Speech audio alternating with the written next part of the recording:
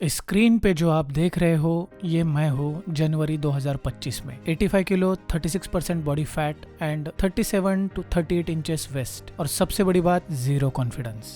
और ये मैं हूँ आज 62 kg 13-14% body fat 30 inches waist, बिना लूज स्किन, बिना क्रैश डाइट, बिना शॉर्टकट। इस वीडियो में मैं कोई मोटिवेशनल ज्ञान नहीं देने वाला। मैं आपको एग्जैक्टली बताने वाला हूँ कि मैंने क्या खाया, कैसे वर्कआउट किया, कौन सी गलतियाँ की और वो चीजें जो लोग जानबूझकर छुपाते हैं। अगर आप सच में अपनी बॉडी, अपना कॉन्फिडेंस या अपनी लाइफ बदलना चाहते हो तो ये वीडियो एंड तक जरूर देखना। बहुत ही सिंपल तरीके से मैंने सारी चीजें एक्सप्लेन की है। कोशिश की है कि जितना भी मैंने एक साल में जो भी मेरा एक्सपीरियंस है, जो भी चीजें मैंने फॉलो की है, वो आपको इजी लैंग्वेज में बता पाऊँ, जिससे कि आप समझ जाओगे फैट लॉस करना कोई बहुत बड़ी बात नहीं है, कोई भी कर सकता है, बट एक सिस्टमेटिक अप्रोच आपको रखना पड़ेगा। तो गाइस, अपनी कुर्सी की पेटी बांध लीजिए और खो जाइए मेरी ट्रांसफॉर्मेशन की दुनिया में। 85 किलो होना मतलब बस मोटा होना नहीं होता। 85 किलो होना मतलब होता है कपड़े पहनते टाइम अनकंफर्टेबल फील करना, फोटोज से बचना, एक अच्छी फोटो लेने के लिए 50 फोटोज लेना। मैं भी वो सब फील करता था जो शायद आप कर रहे हो। रोज सोचता था कल से डाइट स्टार्ट करूंगा, बस थोड़ा सा वेट कम हो जाए। हर बार यही सोचता था कि इस बार पक्का करूंगा। मैं भी यूट्यूब के बहुत सारे वीडियोस देखता था, बहुत सारी रील्स देखता था और सोचता था कि कल से मैं यही डाइट फॉलो करूंगा। और हर तरह के डाइट मैंने यूज किए हैं। मैंने कीटो यूज किया है, मैंने जीएम डाइट यूज किया है, मैंने कार्ब साइकिलिंग यूज की है, मैंने इंटरमिटेंट फास्टिंग यूज की है और सबसे आखिर में मैंने यूज की कैलोरी डिफिशिएंट डाइट। जब मैंने कीटो डाइट फॉलो करना चालू किया था तब मेरा वेट फटाफट गिर रहा था। 2 महीने के लिए मैंने कीटो डाइट फॉलो की थी और 2 महीने में मैंने 5 से 6 किलो वजन घटा दिया था। बट 2 महीने से ज्यादा या 3 महीने से ज्यादा आप कीटो डाइट फॉलो नहीं कर सकते। कीटो डाइट जैसे ही मेरी खत्म हो गई, मेरा वजन इतनी स्पीड से बढ़ने लगा कि वो जो मैंने 6 किलो वजन कम किया था वो 10 किलो बढ़ने के बाद ही रुक गया और मैं फिर से डिसअपॉइंट हो गया। परमानेंट चेंज नहीं हो रहा था क्योंकि मैं एक चीज समझ नहीं पाया, वेट लॉस या फैट लॉस कोई चैलेंज नहीं है। जैसे आजकल बहुत सारे लोग करते हैं winter challenge, 21 days challenge. Weight loss और फैट लॉस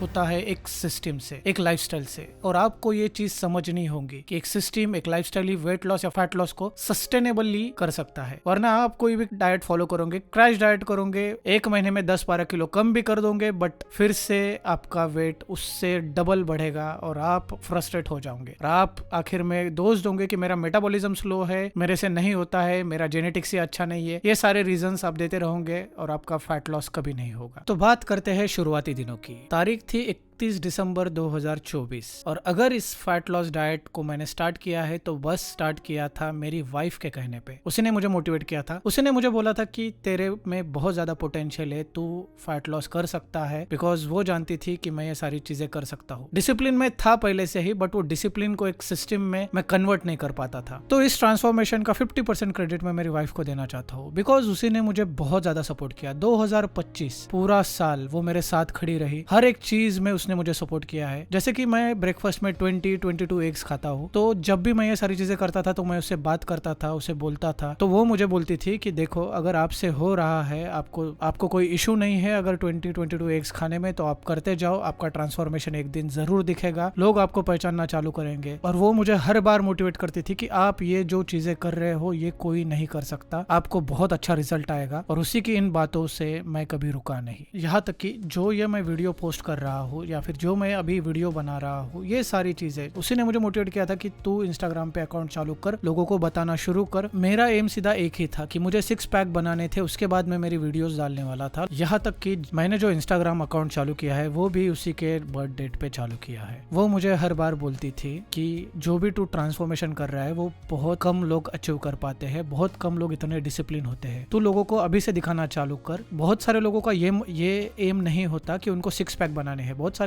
लोगों का एम ये भी होता है कि उन्हें बस फैट लॉस करना है। तो तू तेरी जर्नी जल्दी शुरू कर, बिकॉज मेरे दिमाग में एक ही चीज थी कि मैं जब 6 पैक बनाऊंगा तब मैं वीडियोस डालना शुरू करूंगा। उसके कहने पे मैंने सितंबर मंथ में मेरा इंस्टाग्राम अकाउंट चालू किया और यूट्यूब अकाउंट तो मेरा पहले से ही था, उसे फिर से रीएक्टिवेट कर दिया। तो मैं मेरा एक शॉर्ट में इंट्रोडक्शन देता हूँ। मेरा नाम है विक्रम कापसे, मैं एक कंसल्टेंट हूँ and I am having a decades of experience in pharmaceutical industry और दुनिया की बहुत सारी टॉप फार्मास्यूटिकल के साथ मैं ऑलरेडी काम कर चुका हूँ। अब ये इंट्रोडक्शन मैं आप लोगों के लिए नहीं, उन लोगों के लिए दे रहा हूँ जो मेरे वीडियो के नीचे आके कमेंट करते हैं कि भाई तूने स्टेरॉइड लिया है, क्लेन लिया है। बहुत सारे कमेंट्स आते हैं मुझे कि मैंने स्टेरॉइड यूज किया है मेरे ट्रांसफॉर्मेशन में। तो मेरे भाई बहुत अच्छे से समझा रहा हूँ, तू जितना स्टेरॉइड्स को जानता नहीं होगा उससे कहीं गुना मैं जानता हूँ कि स्टेरॉइड्स क्या होता है और उसके साइड इफेक्ट क्या होते हैं। तो ना ही मैं स्टेरॉइड्स को प्रमोट करता हूँ, ना ही मैंने कभी स्टेरॉइड्स लिए हैं और ना ही मैं कभी स्टेरॉइड्स लूंगा। अगर मेरी बॉडी बनती भी नहीं तो भी मैं स्टेरॉइड्स नहीं लेता, बिकॉज मैं जानता हूँ स्टेरॉइड्स क्या से क्या बना देता है आदमी को। तो आई थिंक तू समझ गया होगा कि मैं ये क्यों बोल रहा हूँ। तो चलो अब बात करते हैं मेरे पूरे 1 साल के ट्रांसफॉर्मेशन के बारे में। तो मैं ये ट्रांसफॉर्मेशन का फेज को डिवाइड करूंगा अलग अलग मंथ्स में। जैसे कि जनवरी टू मार्च ये मेरा पहला फेज रहेगा। जनवरी टू मार्च सबसे कंफ्यूजन वाला फेज होता है। और सबसे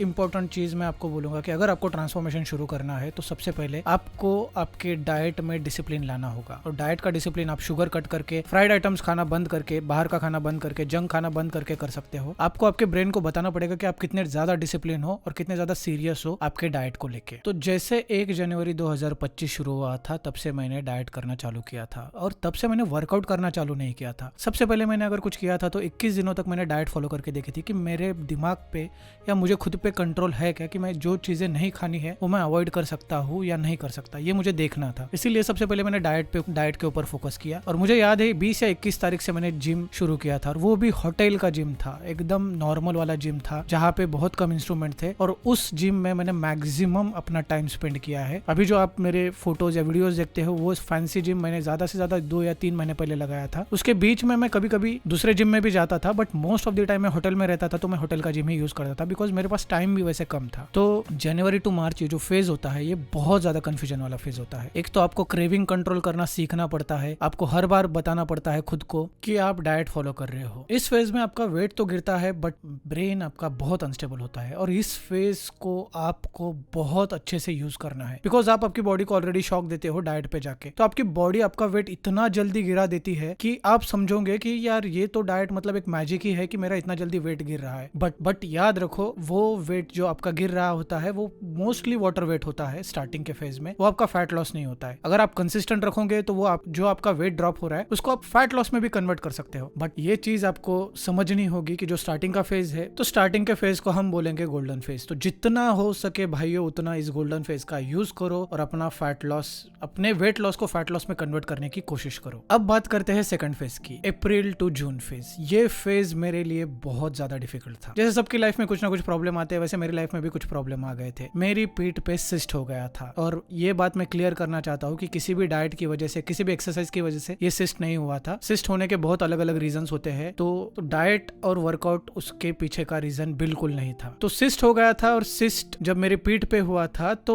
जब स्टार्टिंग में मैंने वर्कआउट चालू किया था तब मुझे उतना ज्यादा इंपैक्ट नहीं लग रहा था बिकॉज मेरी पीठ पे फैट था, फैट के लेयर के नीचे सिस्ट दबा हुआ था और जब भी मैं कोई फ्लैट बेंच या फिर कोई भी बेंच यूज करता था तो मुझे उतना ज्यादा इंपैक्ट नहीं दिखता था। बट जैसे जैसे फैट रिड्यूस होना चालू हुआ वैसे वो सिस्ट बाहर आने लगा और जैसे जैसे वो बाहर आने लगा मैं कोई भी बेंच यूज नहीं कर पाता था, कोई भी फ्लैट बेंच का एक्सरसाइज, यहाँ तक कि सोने में भी मुझे दिक्कत होती थी बिकॉज वो मुझे चुभता था। तो इसीलिए मुझे फिर सिस्ट का सर्जरी करना पड़ा और सर्जरी करने के बाद, सर्जरी करने से पहले मैंने 20 दिन जिम बंद कर दिया था। फिर मैंने सर्जरी की, सर्जरी के बाद 10 दिन तक मैंने जिम नहीं किया, मतलब अप्रैल का ऑलमोस्ट पूरा महीना मैंने जिम नहीं किया। अब ये इतना ज्यादा चैलेंजिंग था मेरे लिए बिकॉज मैं एकदम हाई फेज पे था, एकदम मोटिवेशन हाई था और बहुत सारी चीजें एकदम सही चल रही थी और उसमें अचानक से अगर ये ऐसी बात हो जाती है तो आप एकदम से डिमोटिवेट हो जाते हो। बट अब मेरी वाइफ मुझे जैसे हर बार बोलती थी कि तूने जो किया है वो बहुत मुश्किल है और तू फिर से ये सारी चीजें कर सकता है। तो और एक और चीज, जब मेरा ये जो जिम बंद था, जब मेरी सर्जरी हो रही थी तब भी मैं हाई प्रोटीन डाइट यूज कर रहा था। मैंने डाइट कभी नहीं छोड़ा, डाइट मेरा कांस्टेंट था और उस वजह से जो भी मेरा मतलब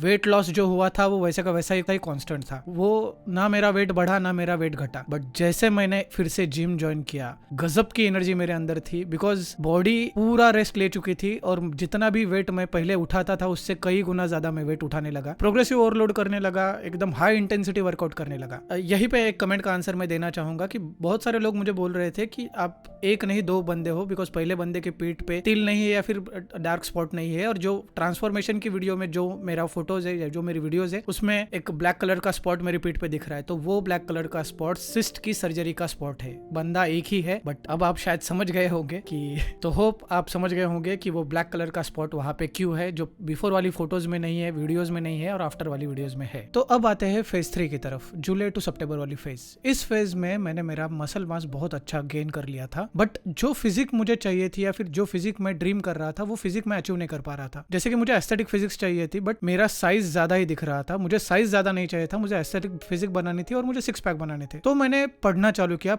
जब मैंने बहुत ज्यादा पढ़ना चालू किया तब मुझे पता चला कि मेरी एस्थेटिक फिजिक इस वजह से नहीं बन रही बिकॉज मैंने कार्डियो और वॉक मेरी वर्कआउट में ऐड नहीं किया है। तब से मैंने 10,000 स्टेप्स को सीरियसली लेना चालू किया। और गाइज, ट्रस्ट मी गाइज, आपको 10,000 स्टेप्स को सीरियस लेना चाहिए। आपने अगर 10,000 स्टेप्स को सीरियस नहीं लिया तो आप बहुत बड़ी गलती कर रहे हो। मैंने जब से 10,000 स्टेप्स इंक्लूड किया है मेरे वर्कआउट में, मेरे रूटीन में, तब से मुझे इतना ज्यादा डिफरेंस दिखना चालू हो गया। और कार्डियो की फ्रीक्वेंसी स्टार्टिंग में मैंने बस 15 से 20 मिनट रखी थी, वो भी मैं एम्प्टी स्टमक कार्डियो करता था होटल के जिम में। सवेरे उठता था, 10 से 15 मिनट मैक्सिमम मैं कार्डियो करता था और फिर उसके बाद मैं जिम जाता था और पूरे दिन में 10,000 स्टेप्स कंप्लीट करने की कोशिश करता था। इस फेज में सारी चीजें अच्छी चल रही थी। आप मेरी बॉडी भी देख सकते हो कि मेरी बॉडी सो बॉडी बन चुकी है, बट उतनी फिनिशिंग या डेफिनेशंस मेरी बॉडी में अभी नहीं दिख रही है। और एक चीज, मेरा वेट कॉन्स्टेंटली ड्रॉप नहीं हो रहा था। मेरा वेट कभी गिरता था, कभी बढ़ता था, कभी गिरता था, कभी बढ़ता था, कभी कांस्टेंट रहता था। मैं हर दिन मेरा वेट चेक करता था, जो हम बहुत बड़ी मिस्टेक करते हैं। हमें हर दिन वेट चेक नहीं करना है, वो साइकोलॉजिकली हमें अफेक्ट करता है। हमें वीकली वेट चेक करना है, बट हमें हमारी डाइट और कैलोरी डेफिसिट कांस्टेंट रखनी है। तब जाके हमें, जब वीकली हम वेट चेक करेंगे तब हमको रिजल्ट दिखेगा। अब बात करते हैं फेज 4 की, अक्टूबर टू दिसंबर वाला फेज, एकदम गोल्डन फेज, जहां पे मेरा ट्रांसफॉर्मेशन निखर के आने लगा। और ये निखरने की वजह थी, मैंने 10,000 स्टेप्स को 20,000 स्टेप्स में कन्वर्ट कर दिया। मेरा वेट गिरना स्टॉप हो चुका था इस फेज में। मुझे समझ नहीं आ रहा था। मेरा डाइट भी बहुत अच्छे से चल रहा था बिकॉज कैलोरीज में ऑलमोस्ट 1700-1800 कैलोरीज पे रहता था। एवरीडे मैं उतनी कैलोरीज खाता था और कंसिस्टेंटली खाता था, बट फिर भी मुझे समझ नहीं आ रहा था कि मेरा वेट लॉस, मतलब मेरा वेट ड्रॉप क्यों नहीं हो रहा। तो मैंने और ज्यादा कैलोरीज कम करने की जगह पे मैंने मेरा वॉक ज्यादा बढ़ा दिया। मैंने 10,000 स्टेप्स को 20,000 स्टेप्स किया, बट 20,000 स्टेप्स से एक बार में नहीं किया। मैंने वो वीकली 3,000 स्टेप्स के अराउंड किया है। जैसे कि एक वीक में मैंने 13,000 स्टेप्स किया, सेकंड वीक में मैंने 16,000 स्टेप्स किया, थर्ड वीक में मैंने 18,000, फोर्थ वीक में मैंने 20,000 स्टेप्स। ऐसे मैंने स्लोली वो अचीव किया। और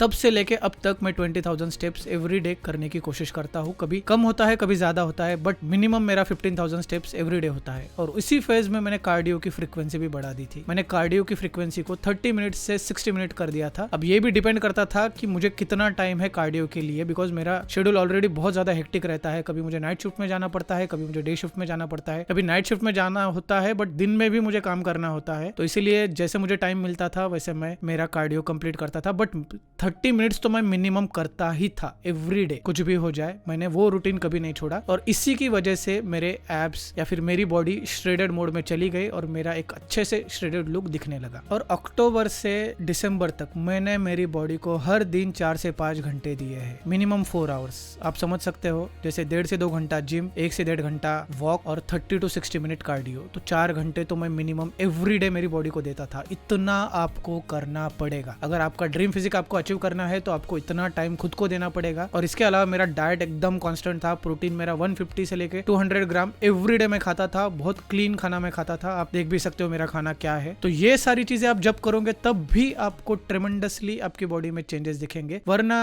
आप दूसरों की कमेंट में जाके बोलते रहोगे कि तू स्टेरॉइड्स यूज करता है।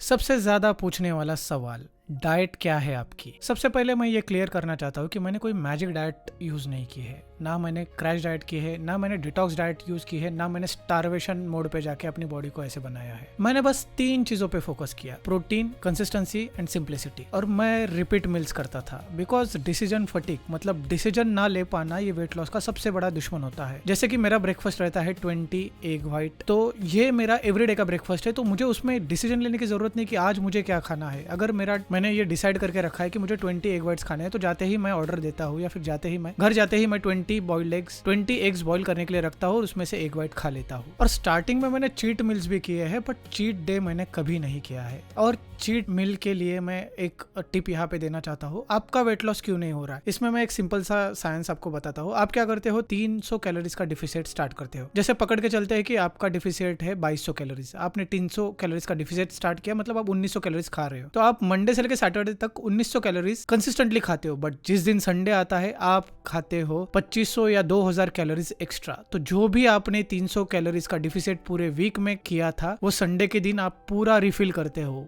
वीकली आपका डिफिसिट बन जाता है 300 या 400 कैलोरीज का ही। तो ये आपको समझना पड़ेगा, ये गलती आपको नहीं करनी है। आपको चीट मील करना है, बट मैं यहाँ पे चीट मील की जगह पे मैं यहाँ पे बोलना चाहूंगा हाई कार्ब्स मील। तो चलो एक बात करते हैं, अगर आप बिगिनर हो और आपका भी एम है 2026 में मेरी तरह ही ट्रांसफॉर्मेशन करना, पूरे साल का अगर आप गोल पकड़ के चल रहे हो कि आपको 15 से 20 किलो वजन कम करना है, तो मैं आपको सिंपली स्टेप बाय स्टेप बताता हूँ कि आपको करना क्या है। सबसे पहले तो आपको जंक, शुगर, बाहर का खाना, फ्राइड आइटम, ये सारी चीजें बंद करनी होगी। ये तो बाय डिफॉल्ट करना ही होगा। इसके अलावा सबसे पहले आपको आपकी मेंटेनेंस कैलोरीज निकालनी होगी। अभी मेंटेनेंस कैलोरीज निकालने के लिए मैंने एक वीडियो ऑलरेडी अपलोड की है, आप वो वीडियो देख सकते हो, या फिर उससे भी सिंपल तरीका मैं आपको अभी बताने वाला हूँ। आपको क्या करना है, चैट जीपीटी को जाके पूछना है आपको आपकी एज, आपकी हाइट, आपका करंट वेट, और उससे पूछना है कि what is my maintenance calories. बस इतना ही करना है। चैट जीपीटी आपको आपकी मेंटेनेंस कैलोरीज निकाल के देगा। इसके बाद नेक्स्ट स्टेप आपको क्या करना है, जैसे कि अभी जनवरी चल रहा है, जनवरी और फरवरी ये 2 महीनों के लिए आप टारगेट रखिए कि आपको 4 से 5 किलो वजन इन 2 महीनों में कम करना है। तो उसके लिए आपको करना पड़ेगा एक डिफिसिट क्रिएट।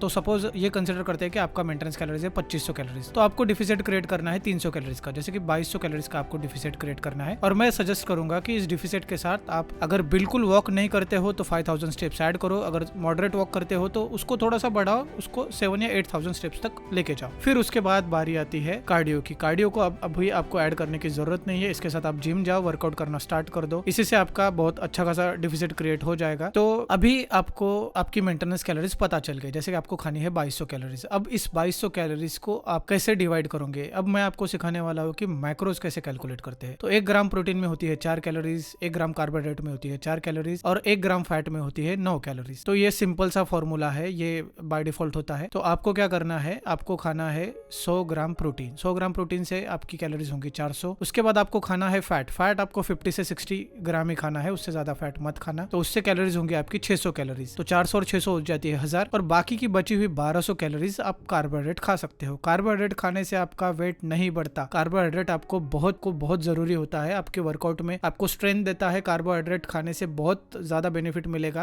अगर आपने कार्बोहाइड्रेट खाना छोड़ दिया तो आप इतने ज्यादा क्रेविंग आपकी क्रिएट हो जाएंगे कि आप आपकी डाइट छोड़ के कुछ भी खाना चालू करोगे। तो इस जर्नी में आपका कभी वेट लॉस होगा, कभी वेट स्टॉप होगा, कभी आपका वेट बढ़ेगा, 1 या 2 किलो बढ़ भी सकता है। तो यहाँ पे डरना नहीं है, बिकॉज ये फेजेस होते हैं, ये होता ही है सबके साथ, मेरे साथ भी हुआ था। तो जब भी आपका वेट किसी एक पर्टिकुलर डिजिट पे रुक गया हो, तो आपको बस आपका कार्डियो बढ़ाना है, या फिर आपका वॉक बढ़ाना है, या फिर कैलोरीज थोड़ा सा और ज्यादा कम करना है, जैसे 100 कैलोरीज करना है, 100 कैलोरीज डिफिसिट क्रिएट करना है, बस बाकी कुछ नहीं करना है। Guys weight loss, fat loss, weight loss ये बहुत ज्यादा सिंपल चीज है। इसको जितना आप कॉम्प्लिकेटेड करोगे वो उतनी ज्यादा कॉम्प्लिकेटेड हो जाएंगी। तो आपके घर में जो भी सारी चीजें अवेलेबल है, आपको उसी से आपका वेट लॉस करना है, फैट लॉस करना है। आपको ज्यादा फैंसी डाइट पे नहीं जाना है। देखो, आप पोर्शन कंट्रोल करके भी आपका कैलोरी डिफिसिट मेंटेन कर सकते हो, और पोर्शन कंट्रोल करने के बाद भी आपका फैट लॉस बहुत आसानी से हो जाता है। जैसे कि अगर आप 4-5 चपाती खा रहे हो या फिर 2-3 भाकरी खा रहे हो, तो आप उसको थोड़ा सा कम कर दो, 2 की जगह पे 1.5 खाओ, 1.5 की जगह पे 1 खाओ। या राइस आप बहुत ज्यादा, मतलब राइस की क्वांटिटी ज्यादा खाते हो तो उसको थोड़ा सा कम करो, इसे पोर्शन कंट्रोल बोलते हैं। इससे भी आपका फैट लॉस बहुत आसानी से हो जाता है। जैसे जापान के लोग एक टर्मिनोलॉजी यूज करते हैं, हारा हाचिबू, उसका मतलब होता है कि जितनी भी आपको भूख है उसका बस 80% आपको खाना है। बट इंडिया में लोग 100% तो छोड़ो, 120-200% तक खा लेते हैं, गले तक खाना आता है तब तक खा लेते हैं। इसलिए इंडिया के लोग मोटे होते जा रहे हैं और जापान के लोग स्लिम और फिट रहते हैं, बिकॉज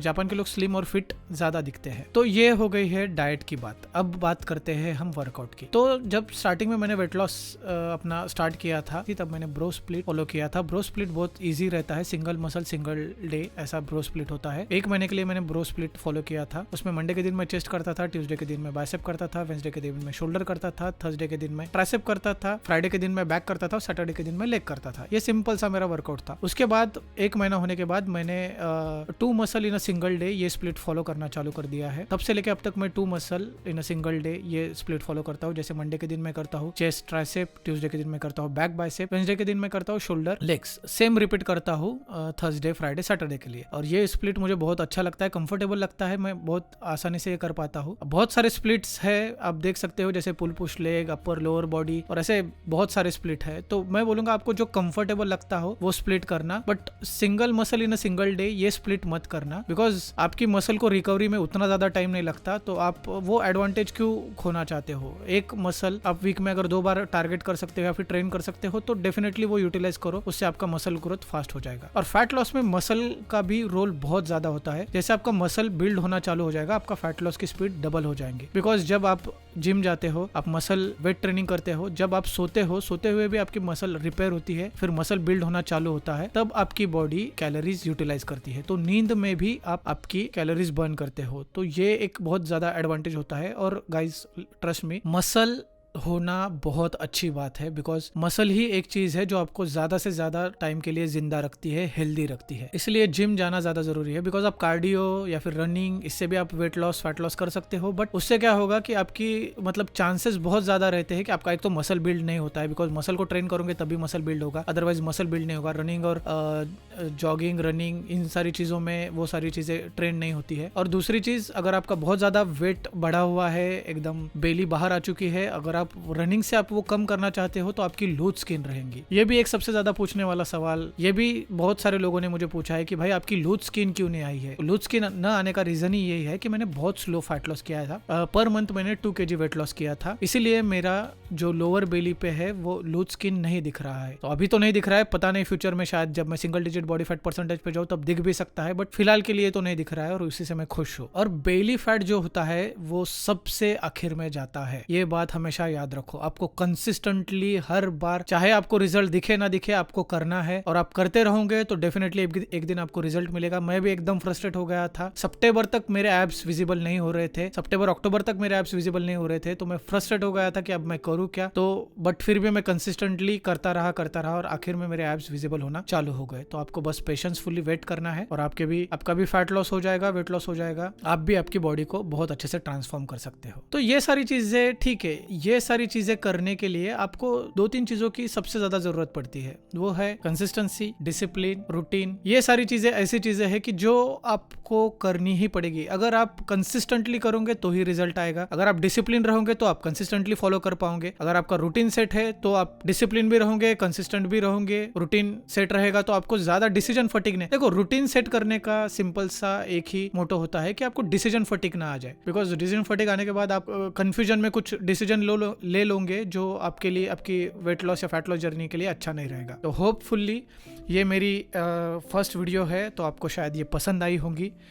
मैंने कोशिश की थी बहुत सारी चीज़ें कवर करने की, तो अगर कुछ ऊपर नीचे हो गया होगा तो एक बार कमेंट में बता देना। अगर कमेंट करोगे तो मैं डेफिनेटली ऐसे और वीडियोस बनाऊंगा।